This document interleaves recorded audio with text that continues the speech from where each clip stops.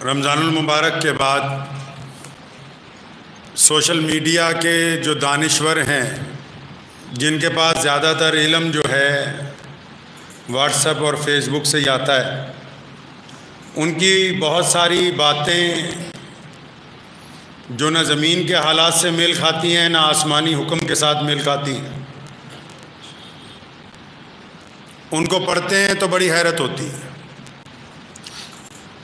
और इसी तरह दीनदार लोगों में एक तबका है जिसने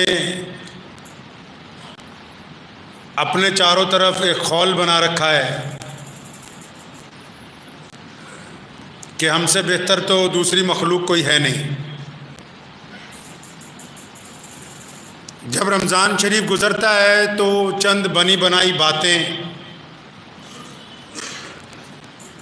जिनको आप उर्फ़ आम ज़ुबान में चंद डायलॉग बोल सकते हैं कि जी रमज़ान चला गया, रमज़ानी मुसलमान नज़र नहीं आ रहे हैं, रमज़ानुल मुबारक गुज़र गया, अब वो पहले वाली रौनक, वो बातें नज़र नहीं आ रही। ऐसी बातें ज़्यादातर दो तबके के लोग करते हैं। पहले तो सोशल मीडिया के दरमियान इस्लाम दुश्मन ताकतें जो कि कोई ऐसा हरबा, कोई ऐसा वक्त ज़ाया नहीं करना चाहती जिसमें मुसलमानों की हौसला शिकनी की जाए। दूसरा, वो लोग जो कि सोशल मीडिया के बीमार हैं, यानी जिनकी निगाह कभी फेसबुक से, व्हाट्सएप से, इंस्टाग्राम से बाहर ही नहीं गई, जो खुद कभी नमाज़ पढ़ने ना गए हों, जिन्होंने कभी रमज़ान के रोज़े पाबंदी से ना रखे हों, उनके पास ये इत्तला पूरी है कि रमज़ान के बाद वो बात नहीं रही। लेकिन हकीकत इसके बरक्स है। अगर ज़मीनी सतह पे हम आएंगे तो जो असलियत है वो इससे बिल्कुल बरक्स है। हाँ, आपको ऐसा लगता है कुछ लोगों को कि रमज़ान के बाद बहुत सारे नमाजी मस्जिदों में नज़र नहीं आते। वो नज़र इसलिए नहीं आ रहे क्योंकि तकरीबन 90% घूमने निकले हुए हैं। लेकिन अगर आप रमज़ानुल मुबारक के बाद ज़मीनी सतह पे मुसलमानों के हालात देखेंगे, इस्लाम के हालात को अगर आप ध्यान से देखेंगे, तो आपको ये हौसला अफजा बात निकल के सामने आएगी कि रमज़ान से पहले जो हमारी हालत थी, अब रमज़ान के बाद हम उससे बेहतर हालत में। प्यारे मोहम्मद रसूलुल्लाह की सुन्नत है ना कि जब भी सोचें मुस्बत सोचें। बहुत सारे मुकर्रिर ऐसे हैं जिनके पास बनी बनाई बातें हैं कि जी रमज़ान के बाद फलां नज़र नहीं आया, फलां नज़र है। रमज़ान गुजरा है, रमज़ान जाने के बाद आप अगर अब ज़मीनी सतह पर मुसलमानों की मस्जिदों को देखोगे तो बुढ़ों से ज़्यादा नौजवान नमाज के आदी बन चुके हैं। हर एक मस्जिद को नए नमाजियों की खेप मिल गई है। हर एक मस्जिद में नए नमाजी मौजूद हैं जो रमज़ान से पहले नहीं थे। जिनमें कम उम्र बच्चे भी हैं, नौजवान भी हैं, अधेड़ उम्र भी हैं, जिनको रमज़ान में पाबंद किया गया नमाज का। अब वो रमज़ान के बाद उनके अंदर एक फ़िक्र है, एक जज्बा है कि हमारी नमाज कज़ा नहीं होनी चाहिए। तो रमज़ान गुजरने के बाद मसाजिद में नए नमाजियों की, पक्के नमाजियों की अब खेप मौजूद है जो पिछले साल से ज़्यादा है। आप इस बात को अगर अपनी आंखों से देखेंगे तो महसूस करेंगे कि वाकई अगर हम इसको मुस्बत नज़रिए से देखें तो नमाजियों की तादाद जो मुस्तकिल नमाजी हैं वो रमज़ान के बाद अब ज़्यादा हो गई है। रमज़ान के बाद अगर आप मुसलमानों के बड़े मदरसों में देखेंगे तो एक दो नहीं, लाखों तालिब इल्म दुनिया ने रोकना चाहा मदारिस से, दीनी तालीम से।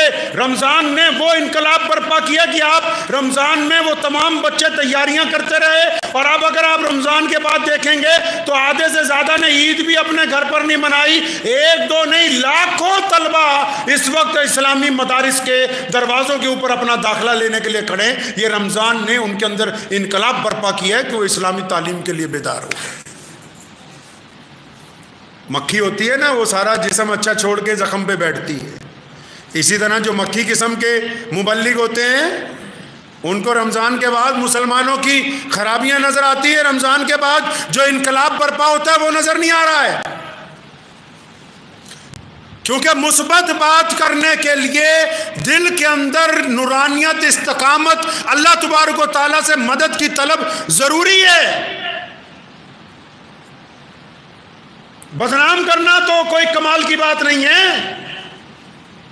माशरे की उन अच्छाइयों को निकाल के सामने लाना कि ये देखो ये बेहतरीन लोग रमज़ानुल मुबारक के बाद अब तैयार हैं। क्या ये बेहतरीन बात नहीं कि आज से 30-40 साल पहले रमज़ान के बाद जब नमाजें होती थी 4 नमाजी, 5 नमाजी, 10 नमाजी, अब रमज़ान के बाद जब नमाज होती है मस्जिदों में 8-8, 10-10 सफ़े हैं, तो क्या हम पेश रफ्त आगे कर रहे हैं कि पीछे जा रहे हैं? यकीनन हम आगे जा रहे हैं। वो लोग इस्लाम में रह के, मुसलमानों में रह के लोगों का हौसला पस्त करना चाहते हैं, जो ये समझते हैं कि रमज़ान के बाद मुसलमानों के पास वो बात नहीं। अल्लाह के बंदे, रमज़ान ने अपनी बरकतें, अपनी इस्तकामत, अपनी नूरानियत और अपना फैज़ मुसलमानों के अंदर दाखिल कर दिया है। तभी तो रमज़ानुल मुबारक के बाद मसाजिद के अंदर जो है वो पक्के नमाजी जो नज़र आ रहे हैं। आप अगर चाहते हैं कि नबी अलैहिस्सलाम की सुन्नत के मुताबिक सोचा जाए, तो नबी अलैहिस्सलाम चाहते हैं कि ईमान वाला जब बात करे, जब सोचे, तो राय कायम करे, तो मुस्बत राय कायम करे। हम इन गुफ्तगू को मुस्बत अंदाज से ढूंढ के ला रहे हैं कि मस्जिदों में हुआ क्या।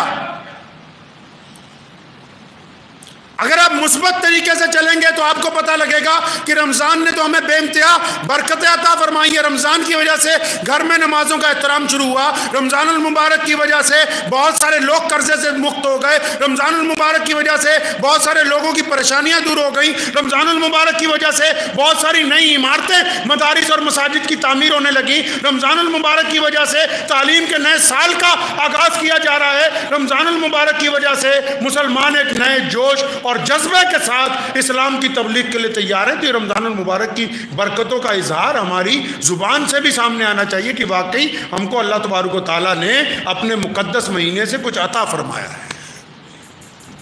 अब जो तो गए ही नहीं रमज़ान के बाद मस्जिद, उन्हें क्या पता होगा कि फजर में कितने लोग थे। उनको तो व्हाट्सएप और फेसबुक पे लिखा कि रमज़ान के बाद कोई नज़र नहीं आया। अल्लाह के बंदे, तुम खुद ही नहीं पहुंचे।